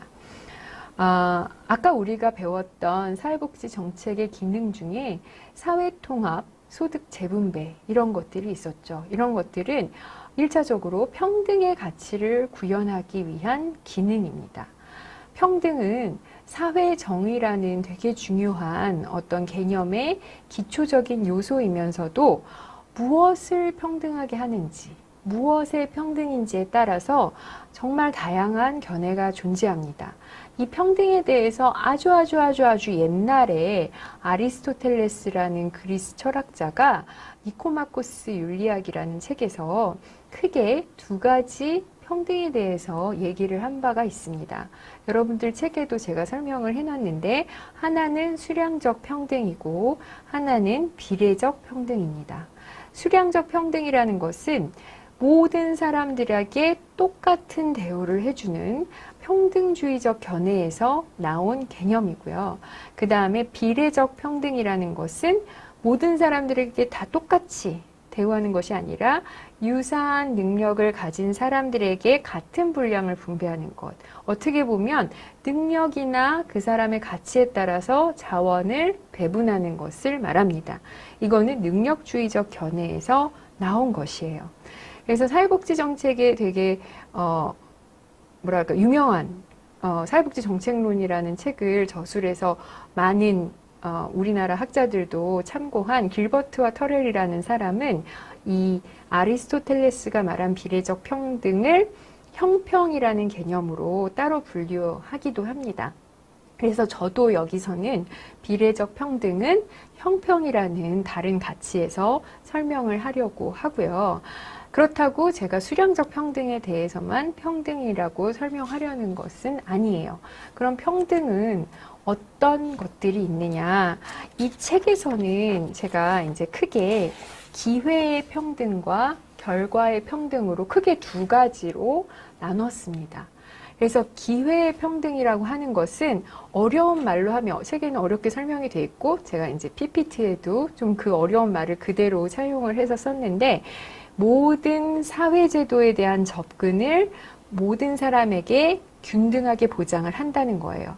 여기서 중요한 거는 접근을 균등하게 보장한다는 거예요.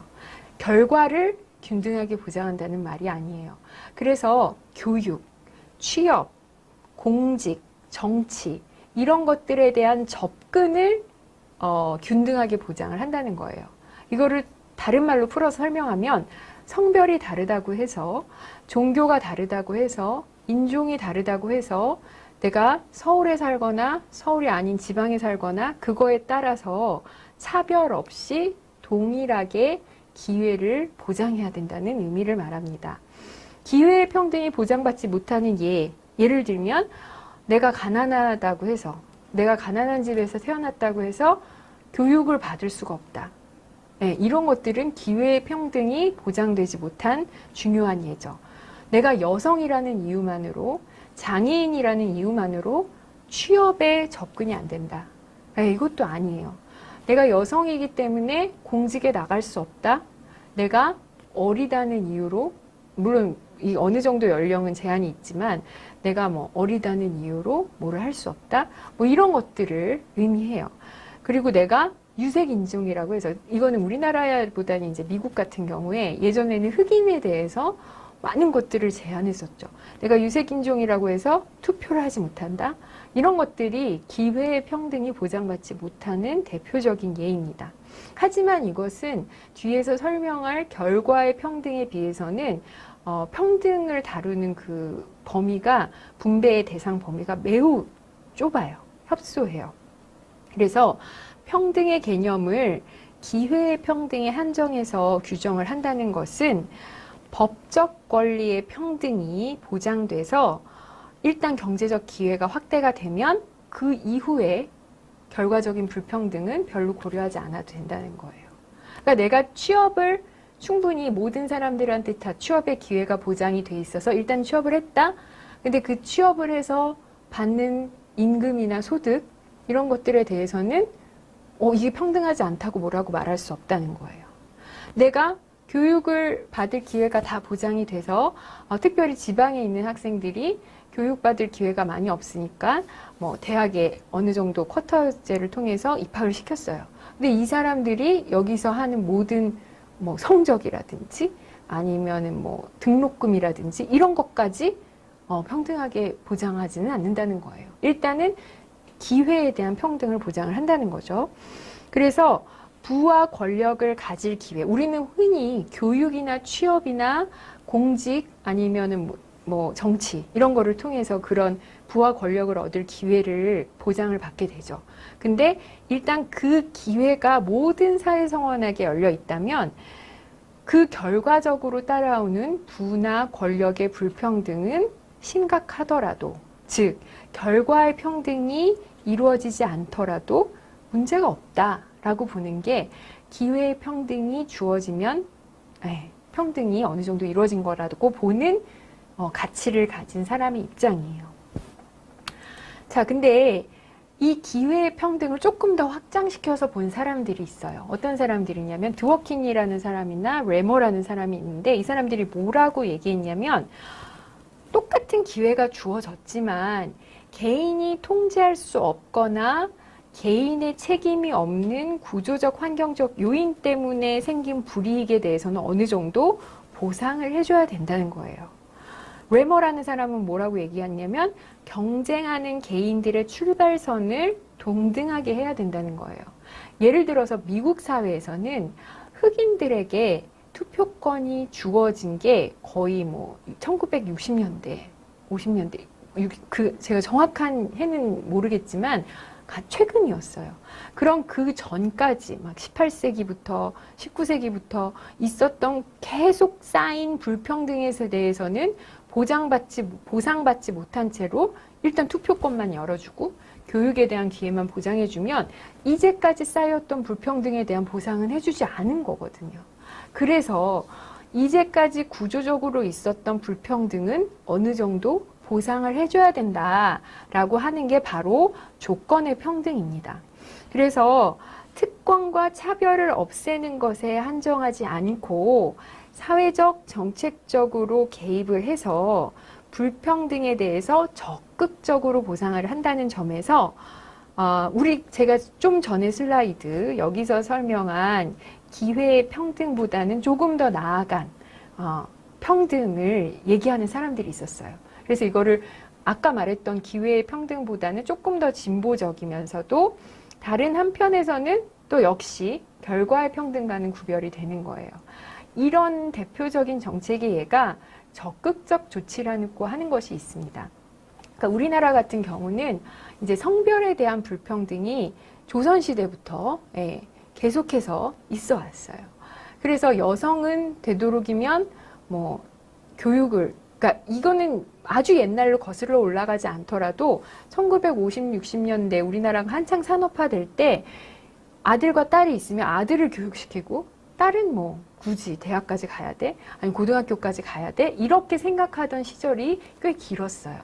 그러다 보니 여성에 대한 차별이나 여성에 대한 그 불평등이 계속해서 구조적으로 쌓여 있었던 거죠. 그래서 이런 구조적인 불평등에 대해서 보상을 해주는 차원에서 적극적 조치라는 제도를 실시를 하는데, 예를 들면 여성 고용 할당제 같은 거, 그러니까 어떤 취업을 할 때 뭐 취업 인원이 100명이면 이 중에 10%는 꼭 여성이 돼야 된다라든지, 뭐 정치인, 뭐 지방의원이나 국회의원을 뽑을 때 이 중에 뭐 우리는 뭐 예를 들면 비례의원 같은 경우는 몇 %는 여성 의원에 할당해야 된다든지 이런 식의 적극적 조치를 하는 거죠. 이게 우리나라에서는 성별을 대상으로 하기도 하지만 미국에서는 이제 흑인을 대상으로 하기도 했거든요. 그래서 그런 적극적 조치가 바로 이런 조건의 평등을, 그러니까 기회의 평등, 아주 소극적인 기회의 평등보다는 조금 더 나아간 조건의 평등을 이루기 위한 거예요. 그래서 장애인 같은 경우도 마찬가지예요. 장애인도 우리가 별로 장애에 대한 신경을 안 썼을 때는 이 사람들이 처한 입장, 이 사람들은 제대로 다니지도 못했고요. 왜냐하면 장애인 편의시설이 없었기 때문에 제대로 통행도 못했고, 그렇기 때문에 되게 오랫동안 집안에서 지내야 됐던 역사가 너무 긴 거예요.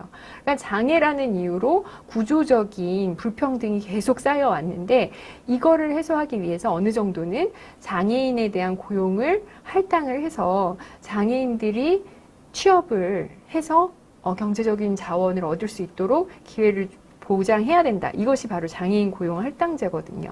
그래서 그런 것들을 기회의 평등보다 조금 더 나아간 조건의 평등이라고 부르기도 해요. 근데 넓은 의미에서는 저는 이거를 기회의 평등이라고 얘기를 하는 거죠.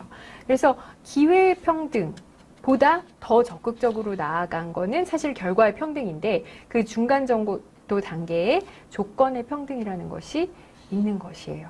근데 결과의 평등은 뭐냐? 출발점이나 자연적 능력 이런 거 고려하지 않고 일단 최종 결과의 평등을 이루고자 하는 거예요. 가장 적극적인 평등의 개념이에요. 예를 들어 달리기를 한다고 칩시다. 달리기를 한다고 할 때 정말 그냥 모든 사람들을 다 똑같은 출발선에 놓고 요이 땅 해가지고 100m 달리기를 시키는 거예요. 그럼 결과가 뭐 1등, 2등, 3등, 4등 이렇게 나오겠죠. 이게 아주 소극적인 기회의 평등이에요. 모든 사람들을 다 출발선에 나오게 한다는 거예요. 그런데 출발선에서 어떤 사람들은 아기를 업고 출발을 해야 되고요. 어떤 사람들은 장애가 있어서 목발을 짚거나 휠체어를 타고 출발을 해야 되고요. 어떤 사람들은 정말 이게 기어서 가야 되는 사람들이 있어요. 그런 사람들한테 어느 정도 출발선을 다르게 해주는 거, 그거를 조건의 평등이라고 볼 수도 있어요. 그럼 결과의 평등은 뭐냐? 다 같이 달렸을 때 모든 사람 다 1등으로 해주자. 모든 사람 다 동률로 해주자. 이런 것들이 결과의 평등이거든요. 그런데 지금 현재 자본주의 사회에서 완전한 결과의 평등을 하는 국가는 많지 않아요. 근데 사회복지 정책 중에 결과의 평등을 이루고자 하는 정책이 있는데 그 대표적인 정책이 공공부조 정책이에요. 이거는 모든 사람들의 소득을 다 똑같이 하자는 게 아니라 어느 정도 수준까지는 똑같이 하자는 거죠. 그러니까 사람이 살아갈 만한 최소한의 생활 수준이 있다면 그 최소한의 생활 수준은 모든 사회 구성원이 똑같이 누리게 하자라는 게 바로 결과의 평등이 적용된 사회복지 정책입니다. 그래서 개인의 노력이나 기여에 관계없이 최소한의 기본적인 욕구를 모든 사람들에게 똑같이 보장해주자. 단, 모든 사람들에게 같은 액수의 급여를 주는 것이 아니라 모든 사람들에게 그 기본적인 수준이 있을 거 아니에요? 우리나라에서 예를 들면 최저생계비가 얼마다, 최저생활 수준이 얼마다, 이런 것들이 있어요. 뭐 1인 가구는 얼마, 2인 가구는 얼마, 이런 것들이 매년 국가에서 발표를 하거든요. 그래서 그 수준까지는 모든 사람들을 다 똑같이 소득을 보장을 해주자. 생활 수준을 보장을 해주자. 이런 것들이 일정 정도 결과의 평등을 반영한 정책이라고 볼 수 있습니다. 자, 그리고 두 번째 가치가 자유예요. 사회복지 정책에서 평등이 되게 중요하기 때문에 평등에 대해서 제가 길게 설명을 했잖아요. 근데 어떤 사람들은 평등과 자유를 서로 상충되는 거라고 생각하는 사람들도 있어요. 그러니까 평등을 이루려면 어느 정도 자유는 좀 훼손돼도 된다? 뭐 이렇게 생각하는 사람도 있거든요. 왜냐하면 평등을 하기 위해서는 어떤 사람들의 자유는 어느 정도 제한이 돼야 되거든요. 그래서 사회복지 정책의 확대를 비판하는 사람이 중요하게 생각하는 가치이기도 해요. 왜냐하면 사회복지 정책을 확대하려면 세금도 많이 거둬야 되고 세금을 많이 거둔다는 거는 개인의 재산권을 어느 정도 침해해야 된다는 거고 개인의 재산권이나 개인이 소득을 벌 수 있는 그런 것들을 우리가 자유라고 한다면 개인의 자유를 어느 정도 제한해야 되는 거거든요. 그런데 이 자유를 사회복지 정책의 가치에서 설명을 하고 있어요. 그렇다면 여기서 말하는 자유는 그런 사회복지 정책의 확대를 비판하는 사람들이 비판하는 그런 중요하게 생각하는 자유와는 조금 다를 수 있겠다라는 생각이 들죠. 그래서 이 사회복지 정책의 확대를 비판하는 사람들이 중요하게 생각하는 자유, 우리가 보통 자유주의자, 신자유주의자 이런 사람들이 신봉하는 그런 자유라는 가치는 어떻게 보면 소극적 자유라는 것이에요. 이 소극적 자유는 개인의 생각이나 행위에 대한 억압이나 통제가 없는 상태를 의미하는 거죠. 그래서 시장에서 자유로운 선택에 의해서 자원 배분이 이루어지면 그게 가장 바람직하고 국가는 되도록이면 시장에 개입해서 간섭해서 자유를 제한하면 안 된다고 생각하는 게 바로 소극적 자유예요. 네. 사회보험 같은 경우도요, 우리가 사회보험이라고 하면 강제 가입을 해야 돼요. 모든 국민이 다 소득이 있으면 국민연금에 보험료를 내야 되고, 모든 노동자들이 고용보험에 가입해야 되고, 이렇거든요. 그래서 이 가입이라는 게 강제적 가입이기 때문에, 이거는 강제라는 거는 자유와는 상반된 개념이잖아요. 그리고 공공부조도 마찬가지예요. 공공부조를 하려면 세금을 걷어서 해야 되는데 그 세금을 거둔다는 것 자체가 개인의 자유를 침해하는 거예요. 그런데 이런 것들이 사회복지 정책인데 소극적 자유와는 많이 배치되는 가치죠. 하지만 어떤 사람들이 어떻게 얘기했냐면 사회복지 정책에서도 자유를 보장한다라는 거예요. 근데 그때 말하는 자유는 적극적 자유라고 이제 따로 구분을 합니다. 그래서 사람들이 자신이 원하는 것을 적극적으로 할 수 있는 자유. 자유를 누릴 수 있는 여건이나 상황이 안 되는 상태에서는 사실 소극적 자유가 주어진다고 해도, 누가 아무도 간섭하지 않는다고 해도 내가 기본적으로 너무 배고파서 움직일 수가 없고, 기본적으로 일자리가 없어서 소득을 벌 능력이 안 되면 그 사람들을 건드리지 않고 간섭하지 않는 게 오히려 어떻게 보면 되게 비참하게 내버려 두는 거나 마찬가지죠. 그래서 소극적 자유가 주어진다고 해도 적극적 자유를 누릴 능력이 없는 사람들이 있다는 거예요. 그래서 실제로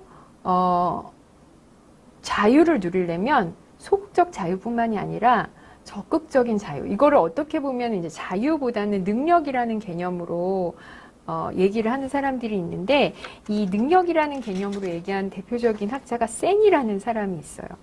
여러분들 책 34페이지에 보시면 중간에서 좀 아랫부분에 센의 견해에 따르면 국가의 강압이나 간섭뿐만 아니라 빈곤, 경제적 자원의 부족, 공공 서비스 결여, 이런 요인들을 제거하는 것이 자유 실현에 필수적이다라고 표현을 했어요.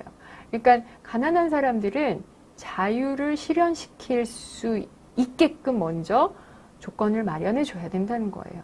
네, 그게 바로 가난한 사람의 적극적 자유를 실현시켜 줄 필요가 있다라고 보는 거고요. 그래서 가난한 사람의 적극적 자유를 실현시키기 위해서 부자의 소극적 자유를 침해하는 행위, 이런 것들이 사실은 사회복지 정책이라고 볼 수도 있거든요. 우리가 한계 효용 체감의 법칙이라는 말을 여러분들이 들어본 적이 있는지 모르겠지만, 우리가 어떤 상품이나 서비스를 소비를 할 때 느껴지는 행복감이 있어요. 우리가 배고플 때 뭘 먹으면 포만감이 느껴지잖아요. 그런 것들을 이제 효용이라고 하는데, 하나를 더 먹을 때 추가적으로 얻는 그 효용을 한계 효용이라고 하는데요. 이 한계 효용은 체감을 해요. 그러니까 너무 배고플 때 어떤 걸 조금 먹었을 때 그 효용은 되게 커요. 근데 점점 먹을수록 배가 불러지면서 추가적으로 얻는 효용은 체감하게 되죠. 감소하게 돼요. 그거를 한계 효용 체감의 법칙이라고 하는데, 우리가 흔히 가난한 사람들과 부자들을 비교를 해보면 가난한 사람들은 한계 효용이 클 수밖에 없어요. 추가적으로 얻는 자원에 대한 효용이. 근데 부자들은 이미 많이 갖고 있기 때문에 추가적으로 뭔가를 얻었을 때 효용이 그렇게 크지 않을 수도 있거든요. 그래서 가난한 사람들의 적극적 자유를 보장하기 위해서 부자들의 소극적 자유를 좀 제한을 해도 되지 않냐라고 보는 게 이제 사회복지 정책을 하는, 거기서 적극적 자유를 되게 중시하는 사람들의 가치예요. 세 번째로, 아까 우리가 니코마코스 윤리학에서 비례적 평등을 따로 형평이라고 부른다고 했잖아요. 그래서 이 형평이라는 것을 능력에 따른 배분, 이렇게 표현을 하기도 합니다. 그래서 형평이라는 거는 다른 말로 공정한 처우. 그러니까 어떤 사람들은 너무 열심히 일했는데 결과적으로 얻는 게 조금밖에 없고, 어떤 사람들은 되게 게으르게 별로 일 안 했는데 열심히 일한 사람만큼 받으면 누가 열심히 일하려고 하겠어요. 그렇기 때문에 형평이라는 가치도 매우 중요하다는 거죠. 공정하게 그 사람들이 한 노력이나 능력에 비례해서 자원을 배분하는 것도 중요하다는 거예요.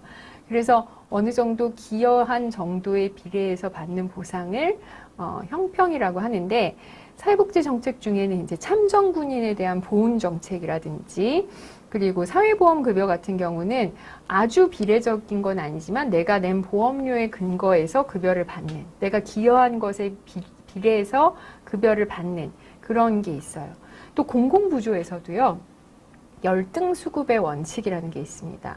이거 좀 어려운 말인데 무슨 말이냐면 공공부조라는 것은 일을 하지 않아도 어느 정도 생활 수준을 보장하기 위해서 가난한 사람들에게 소득을 지원을 해주는 거거든요. 그런데 예전에 이제 나중에 빈민법을 배울 텐데 신빈민법이라는 거에서 가난한 사람들에게 소득을 주는 그 양이 노동시장에서 노동을 해서 받는 사람들의 최저임금보다는 적어야 된다. 라고 하는 원칙이 있었어요. 왜냐하면 가난한 사람들은 아무것도 하지 않고 가난하다는 이유로 국가에서 뭔가를 받는데 열심히 일한 사람들이 받는 임금보다는 국가에서 받는 게 적어야지 열심히 일한 사람이 별로 억울하지 않다는 거예요. 근데 지금으로 치면 이거는 되게 뭐라 그럴까 억압적인 정책이긴 한데요. 이 열등수급의 원칙 자체는 바로 이 공정한 처우를 고려해서 형평이라는 가치를 고려해서 만든 정책이에요.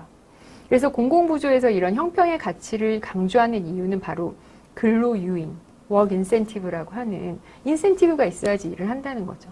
그거를 유지하기 위해서였는데 어쨌든 이런 형평이라는 가치도 사회복지 정책에서 매우 중요하게 생각하는 가치입니다.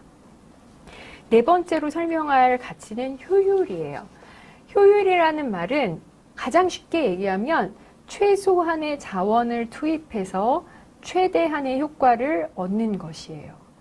효율이라는 말은 사실 사회복지 정책 또는 사회복지와는 잘 어울리지 않을 수 있어요. 왜냐하면 가난한 사람들이 일하지도 않았는데 뭔가 자원을 얻고 되게 많은 행정비용을 들여서 사회복지 정책에 자원을 배분하고 막 이런 것들이 효율적이지 않게 느껴질 수도 있거든요. 그렇다고 해서 사회복지 정책이 효율을 무시해도 된다는 얘기는 아니에요. 사회복지 정책에서 궁극적으로는 평등을 추구하고 형평을 추구하고 한다고 할지라도, 즉 궁극적이고 일차적으로 추구하는 가치는 아니라고 할지라도 일단 사회복지 정책도 자원을 가지고 이제 배분을 하는 거거든요. 근데 그 자원이라는 게 무한정 있지 않아요. 그래서 그 희소성이 있기 때문에 자본주의 사회에서 효율이라는 가치는 무시할 수 없는 가치예요. 그래서 아무리 소득 재분배 효과가 커서 평등 가치를 구현하는 성공적인 사회복지 정책이 있다 해도 정책이 국가 경제에 큰 해를 주어서 아예 재분배할 자원 자체를 줄어들게 한다면 그게 과연 바람직한 정책인가라고 반문을 할 수 있는 거죠. 그랬을 때 우리가 효율을 여기서는 지금 수단적 효율만을 가지고 얘기를 할 텐데 목표 효율성과 운영 효율성으로 구분해서 그 개념을 파악을 할 수 있습니다. 목표 효율성은 정책의 대상자들에게 자원이 얼마나 집중적으로 할당되는가를 판단하는 기준이에요. 그래서 영어로도 target efficiency라고 하죠. 얼마나 그 타겟팅이 되느냐, 이게 바로 목표 효율성이에요. 그래서 공공부조 정책이 되게 중요하고, 공공부조 정책은 저소득층에게 집중적으로 자원을 배분하는 거기 때문에 정말 그 자원이 필요한 사람들을 구분을 해서 그 사람들에게 꼭 필요한 자원을 배분하는 게 되게 중요해요. 그래서 그렇게 공공부조 정책에서 목표 효율성을 높이려면 어떻게 해야 되냐면 대상을 잘 구분을 해야 되거든요. 대상을 구분할 때 우리가 하는 조사를 소득 자산 조사라고 해요. 소득도 조사하고 그 사람들이 갖고 있는 자산도 조사한다고 해서 소득 자산 조사라고 하는데, 그거를 해서 진짜 이 사람이 가난한 사람인가, 진짜 이 사람이 이 자원이 필요한 사람인가를 구분해내는 거예요. 그래서 그 목표 효율성이 공공부조 정책에서 되게 중요해요. 반면에 운영 효율성이라는 게 있어요. 운영 효율성은 target efficiency가 아니라, 그러니까 그 대상에게 얼마나 자원이 집중되는가가 아니라 정책을 집행하는데 얼마나 비용이 적게 드는가를 보는 거예요. 근데 이 목표 효율성과 운영 효율성이 상당히 상충돼요. 그러니까 목표 효율성을 극대화하기 위해서는 소득자산조사를 엄격하게 해서 엄격하게 대상을 구분을 해내야 돼요. 근데 그렇게 하려면 많은 자원이 들겠죠. 서류도 많이 필요할 거고요. 이 사람을 불러다 면접도 해야 될 거고요. 이 사람 주변에 혹시 가난한 부자인 가족은 없는지 이런 것도 봐야 돼요. 근데 그런 거를 하려면 사실은 행정 비용이 많이 들어요. 그래서 오히려 모든 사람들에게 똑같은 액수를 그냥 계좌이체를 통해서 뭐 예를 들면 아동수당도 물론 이제 전체 아동을 대상으로 주는 건 아니지만 만약에 전체 아동을 대상으로 한다. 그럼 아동이 있는 사람들을 구분해내는 건 쉽거든요. 그래서 아동이 있는 사람들에게 그냥 한 10만 원씩 쫙 뿌리는 거. 이거는 뭐 소득 자산 조사를 할 필요도 없고 서류를 더 뒤적일 필요도 없고 그냥 계좌번호와 인구 조사 이런 것만 하면 되거든요. 그래서 그런 것들은 우리가 흔히 보편수당이라고 해요. 보편수당. 그래서 보편수당과 공공부조는 상당히 효율성 차원에서는 상반된 정책이에요. 타겟 이피션시, 그 목표 효율성을 높이다 보면 운영 효율성이 떨어질 수 있고요. 운영 효율성, 행정 비용을 최소화하기 위해서는 사실은 모든 아동에게 주는 거는 어떻게 보면 정말 가난한 사람들에게 집중해서 자원을 주는 것보다는 효율적이지 않을 수도 있죠. 그러니까 우리가 아동수당을 전체 아동을 대상으로 하지 않고 0~5세 아동의 상위 10%를 제외했거든요. 그렇게 제외하는 것도 사실은 행정비용이 들어요. 근데 이렇게 제외하게 된 이유 중에 하나가 아니 그럼 이건희 손자도 받아야 되냐? 뭐 이런 이제 문제 제기가 있었던 거죠. 아주 부자인 사람들도 아동수당을 가난한 사람들이랑 똑같이 받는 게 말이 되냐? 이런 문제 제기가 있었거든요. 그거는 운영 효율성을 낮추기 위해서 목표 효율성을 희생하는 거였던 거예요. 그래서 이 운영 효율성과 목표 효율성은 좀 상반된 가치다. 그래서 목표 효율성을 중시하는 정책은 공공부조 정책이고 운용 효율성을 중시하는 정책은 보편적 수당이다. 뭐 이런 예를 들 수 있겠어요. 그래서 이렇게 운영 효율성이 중시되는 이유가 뭐냐면 새는 바구니 효과라는 명명한 그런 효과가 있는데요. 그게 행정비용이 너무 커서 납세자나 기부자들이 사회복지 정책을 위해서 기여한 금액과 실제로 사회복지정책 수급자들이 받아가는 비용 간의 차이가 나는 거예요. 그러니까 우리가 1,000만 원이라는 세금을 걷었을 때 이 1,000만 원이 다 가난한 사람들의 그대로 가는 게 아니에요. 그러니까 가난한 사람들을 골라내기 위해서 이 중에 한 300만 원은 행정비용으로 쓰고 나머지 700만 원이 가난한 사람들에게 가는 거거든요. 근데 이 행정비용으로 쓰는 돈이 커지면 커질수록 새는 바구니 효과가 크다고 보고 이건 운영 효율성이 너무 낮다고 보는 거예요. 그래서 보통 이제 행정비용이 많이 들 때 정부의 실패, 예를 들면 공공부문에서 제공되는 사회복지 정책의 운영 효율성이 낮을 수 있기 때문에 이거는 특히 공무원들이나 정부에서 많이 가져올 수 있는 실패이기 때문에 그렇기 때문에 또 민영화를 해야 된다고 주장하는 사람도 있어요. 뭐 이거는 또 나중에 또 얘기를 할 거니까 어쨌든 효율성에는 운영 효율성과 목표 효율성이 있고 두 가지는 상당히 상반될 수 있다라는 거를 여러분들이 알아두시면 되겠습니다. 마지막 이제 사회복지 정책의 가치가 사회적 적절성입니다. 사실 적절하다는 표현 자체가 되게 모호한 표현이죠. 사회복지 급여의 수준이 그 사회에서 바람직한 생활 수준을 유지할 수 있을 만큼 적정한가? 그러면 그 사회에서 바람직한 생활 수준이라는 게 뭐냐? 라는 것부터 되게 모호한 거예요. 우리나라의 사회보장기본법이라는 법이 있는데 그 법에는 뭐라고 하고 있냐면 국가는 모든 국민이 건강하고 문화적인 생활을 유지할 수 있도록 사회보장급여의 수준 향상을 위해서 노력해야 한다라고 하고 있어요. 그래서 적절한 생활 수준을 모든 국민이 건강하고 문화적인 생활 수준을 유지한다는 거예요. 하지만 이것도 되게 모호하죠. 뭐가 건강하고 뭐가 문화적인지. 그래서 또 국민기초생활보장법에서는 이제 최저 보장 수준이라는 개념을 이렇게 설명을 하고 있어요. 국민의 소득 지출 수준과 수급권자의 가구 유형 등 생활 실태, 그리고 물가 상승률 이런 것들을 고려해서 급여의 종류별로 공표하는 금액이나 보장 수준.